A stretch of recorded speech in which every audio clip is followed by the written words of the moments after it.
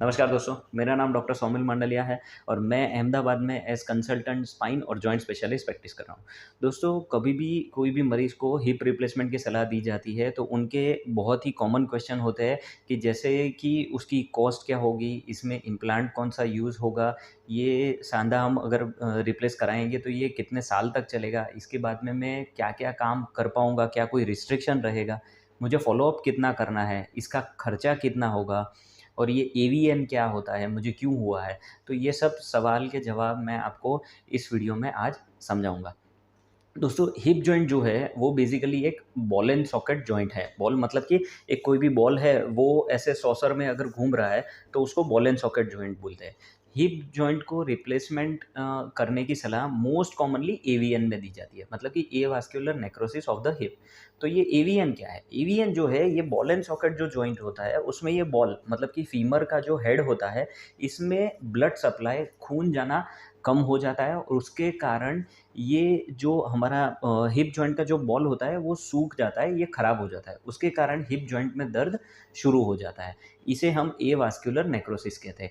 ये सबसे common condition है कि जिसमें हिप रिप्लेसमेंट की सलाह दी जाती है। तो मरीज़ को ये दोनों प्रोसीजर फ़ेल होती है, दवाई, कोर डिकम्प्रेशन ये सब फ़ेल होता है या फिर कई मरीज़ में दर्द बहुत ही ज़्यादा है, तो फिर हिप रिप्लेसमेंट की सलाह दी जाती है। अगर एवीएन का स्टेज 3 है या फिर स्टेज 4 है तो भी हिप रिप्लेसमेंट की सलाह डायरेक्टली दी जाती है।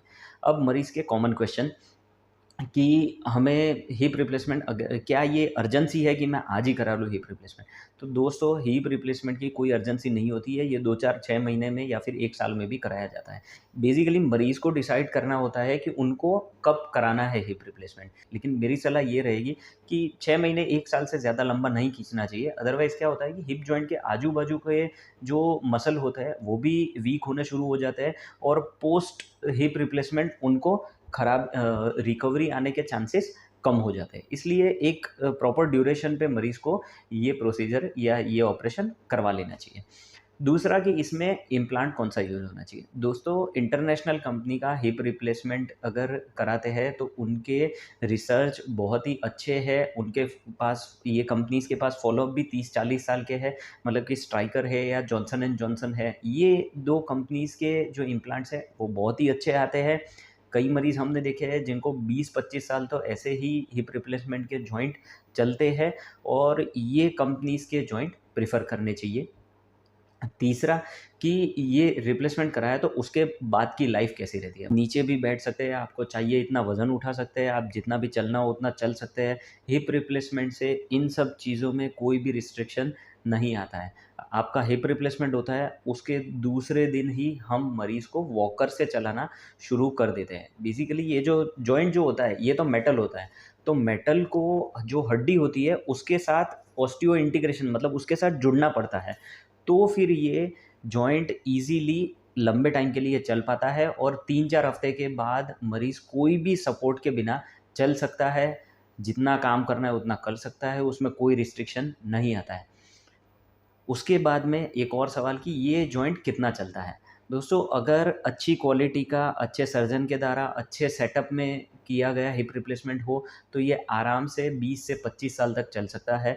हमारे पास कई मरीज़ ऐसे भी आए हुए हैं जिनका 30 साल पहले कहीं पर हिप रिप्लेसमेंट हुआ है और आज तक उनको कोई भी दिक्कत नहीं है, वो आराम से चल फिर रहे हैं, घूम रहे हैं। तो इसका अगर प्रॉपरली ध्यान रखा जाए ये हिप जॉइंट का, तो फिर ये जॉइंट बहुत ही लंबे टाइम तक चल सकता है।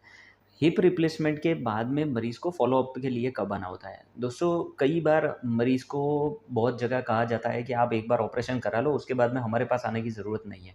मेरा पर्सनली मानना ये है कि हम मरीज़ को एटलीस्ट 10 दिन के बाद एक बार बुलाते हैं पहला ड्रेसिंग करने के लिए और वो अगर सब कुछ बराबर है, तो उसके बाद में मरीज़ टाँके कहीं पर भी खुलवा सकता है, कोई अच्छी हॉस्पिटल में, उससे हमें कोई भी परहेज़ नहीं है। लेकिन मेरा प्रेफ़रेंस ये रहता है कि सबसे पहला जो ड्रेसिंग है ऑपरेशन के बाद का वो मरीज़ हमारे पास आए और हम ही करें।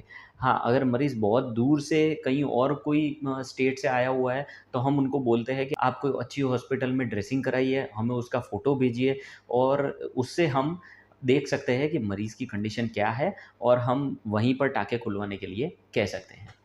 अब लास्ट क्वेश्चन कि इसकी कॉस्ट, इसका खर्च क्या रहता है? दोस्तों अगर इंटरनेशनल कंपनी के सांधे मतलब कि जॉइंट यूज़ किया जाए तो उसकी कॉस्ट ही 1.5 से 2 लाख की रहती है। मतलब कि ऑपरेशन की कॉस्ट 2.5 से 3 लाख तक जा सकती है। लेकिन कोई लोकल कंपनी का या सस्ता इम्प्लांट यूज़ किया जाए तो ये ऑपरेशन 2 सवा 2 लाख में भी हो सकता है। और दूसरा है कि कौन से हॉस्पिटल में ऑपरेशन किया जा रहा है। अगर ऑपरेशन कोई लोकल हॉस्पिटल में, छोटे नर्सिंग होम में किया जाए तो ये ऑपरेशन का खर्च कम होता है।